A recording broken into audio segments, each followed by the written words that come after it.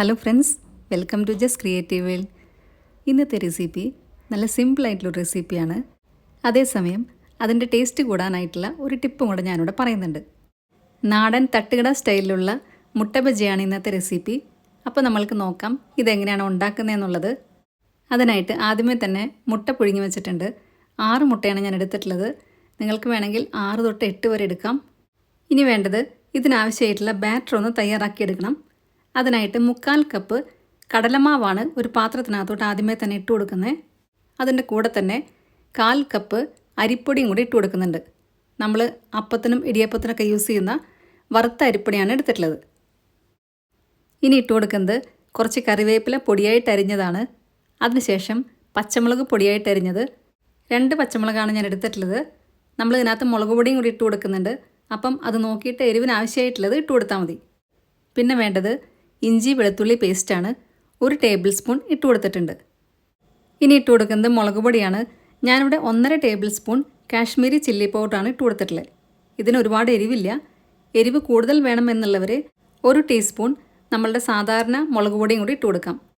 ഇനി ഇട്ട് കൊടുക്കുന്നത് 1 ടീസ്പൂൺ കുരുമുളക് പൊടിയാണ്. എന്നിട്ട് ഇതെല്ലാം കൂടെ നന്നായിട്ടൊന്ന് ഇളക്കണം. ഇനി നമ്മൾക്ക് ഇതിനകത്തോട്ട് 1/4 കപ്പ് വെള്ളം കൂടെ ആവശ്യം വരും. ആദ്യമേ തന്നെ എല്ലാം കൂടെ ഒഴിച്ചു കൊടുക്കണ്ട, നോക്കിയിട്ട് കുറേശ്ശെയായിട്ട് ഒഴിച്ചു കൊടുത്താൽ മതി. എനിക്കിവിടെ 1/4 കപ്പിനേക്കാളും കുറച്ച് കൂടുതൽ വെള്ളം വേണ്ടി വന്നിട്ടുണ്ട്. ഞാനിവിടെ ആദ്യമേ തന്നെ കുറച്ച് വെള്ളം ഒഴിച്ചു കൊടുത്തു. എന്നിട്ടിത് നന്നായിട്ടൊന്ന് കലക്കിയെടുക്കുക. വെള്ളം കൂടുതൽ വേണമെന്നുണ്ടെങ്കിൽ കുറച്ചും കൂടെ ഒഴിച്ചു കൊടുക്കുക. ഒരുപാട് വെള്ളമായി പോകരുത്. ദോശമാവിനേക്കാളും കുറച്ചും കൂടെ കട്ടിയായിട്ടുള്ള പാകത്തിൽ വേണം നമ്മൾക്ക് കിട്ടാനായിട്ട്. അപ്പം അത് നോക്കിയിട്ട് വെള്ളം ഒഴിച്ചു കൊടുത്താൽ മതി. ഇപ്പം വെള്ളമൊക്കെ ഏതാണ്ട് പാകമായിട്ടുണ്ട്. ഇനി നമ്മൾക്ക് വേണ്ടത് ഉപ്പാണ്. ഞാനിവിടെ ഉപ്പിട്ട് കൊടുത്തിട്ടുണ്ടായിരുന്നില്ല. ആവശ്യത്തിനുള്ള ഉപ്പും കൂടി ഇട്ട് കൊടുക്കുക. ഇനി നമ്മൾക്ക് ഇതിൻ്റെ ടേസ്റ്റ് കൂടാനായിട്ട് ഒരു കാര്യമാണ് ചേർത്ത് കൊടുക്കുന്നത്. അതായത് ഒരു ചെറിയ കഷ്ണം കായം 2 ടേബിൾ സ്പൂൺ വെള്ളത്തിൽ കലക്കി വെച്ച് അതാണ് ഞാൻ ഒഴിച്ചു കൊടുത്തിട്ടുള്ളത്. എന്നിട്ട് ഇതൊന്നും കൂടി ഒന്ന് കലക്കിയെടുക്കുക. ഇനി നമ്മൾക്ക് ഇതിനകത്തോട്ട് ഇട്ട് കൊടുക്കാൻ പോകുന്നത് ബേക്കിംഗ് സോഡയാണ്. 1/4 ടീസ്പൂൺ ബേക്കിംഗ് സോഡയും കൂടി ഇട്ട് കൊടുത്തിട്ടുണ്ട്. ഇത്രയേ ഉള്ളൂ. നമ്മളുടെ ബാറ്റർ ഇവിടെ റെഡിയായി കഴിഞ്ഞു. എല്ലാം കൂടെ ഒന്നും കൂടെ ഒന്ന് കലക്കിയെടുക്കുക. മുട്ട പുഴുങ്ങിയത് ആദ്യമേ തന്നെ റെഡിയാക്കി വെച്ചിട്ടുണ്ടായിരിക്കണം. എന്നിട്ട് വേണം നമ്മളിതിൻ്റെ ബാറ്റർ റെഡിയാക്കാനായിട്ട്. ബേക്കിംഗ് സോഡയൊക്കെ ഇട്ട് കഴിഞ്ഞിട്ട് ഒരുപാട് നേരം വെച്ചിരിക്കരുത്. പിന്നെ നമ്മൾക്ക് പെട്ടെന്ന് തന്നെ ഉണ്ടാക്കാൻ സ്റ്റാർട്ട് ചെയ്യണം. ഇപ്പോൾ നമ്മളുടെ മാവ് കറക്റ്റ് പാകത്തിനാണ് കിട്ടിയിട്ടുള്ളത്. മുട്ട പുഴുങ്ങിയതും റെഡിയാക്കി വെച്ചിട്ടുണ്ട്.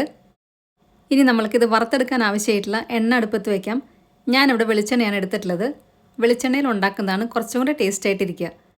എണ്ണ നന്നായി ചൂടാകുമ്പോഴത്തേക്കും നമ്മൾക്ക് നേരത്തെ എടുത്തു വെച്ച മുട്ടയെല്ലാം നമ്മളുണ്ടാക്കിയ മാവിനകത്തോട്ട് ഇട്ട് കൊടുക്കാം. എന്നിട്ടിത് നന്നായിട്ടൊന്ന് കവറാക്കി എടുക്കണം. കവറാക്കി എടുത്തതിന് ശേഷം ഇത് ഓരോന്നായിട്ട് ഇട്ട് കൊടുക്കുക. എണ്ണ നന്നായിട്ട് ചൂടായിട്ട് വേണം ഇത് ഇട്ട് കൊടുക്കാനായിട്ട്. ഇട്ട് കൊടുത്തതിന് ശേഷം തീ ഒന്ന് കുറച്ച് വയ്ക്കുക.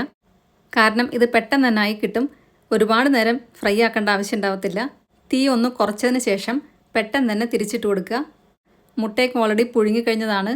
അതുകൊണ്ട് ഒരുപാട് നേരം വേവിക്കേണ്ട ആവശ്യമൊന്നുമില്ല. പെട്ടെന്ന് തന്നെ ഇതായി കിട്ടും. ഇത്രയേ ഉള്ളൂ. ടേസ്റ്റ് ആയിട്ടുള്ള നമ്മളുടെ തട്ടുകട സ്റ്റൈൽ മുട്ട ബജി റെഡിയായി കഴിഞ്ഞു. എല്ലാം ഇതേപോലെ തന്നെ ഫ്രൈ ചെയ്തെടുക്കുക. അപ്പം എല്ലാവർക്കും വീഡിയോ ഇഷ്ടമായി എന്ന് വിചാരിക്കുന്നു. വീഡിയോ ഇഷ്ടമായിട്ടുണ്ടെങ്കിൽ നിങ്ങളുടെ ഫ്രണ്ട്സിനും റിലേറ്റീവ്സിനൊക്കെ ഷെയർ ചെയ്യാൻ മറക്കരുത്. സബ്സ്ക്രൈബ് കൂടെ ചെയ്യുക. അതിൻ്റെ സൈഡിലുള്ള ബെല്ലൈക്കണിൽ ഓൾ എന്നുള്ള ഓപ്ഷൻ കൂടെ ക്ലിക്ക് ചെയ്യുക.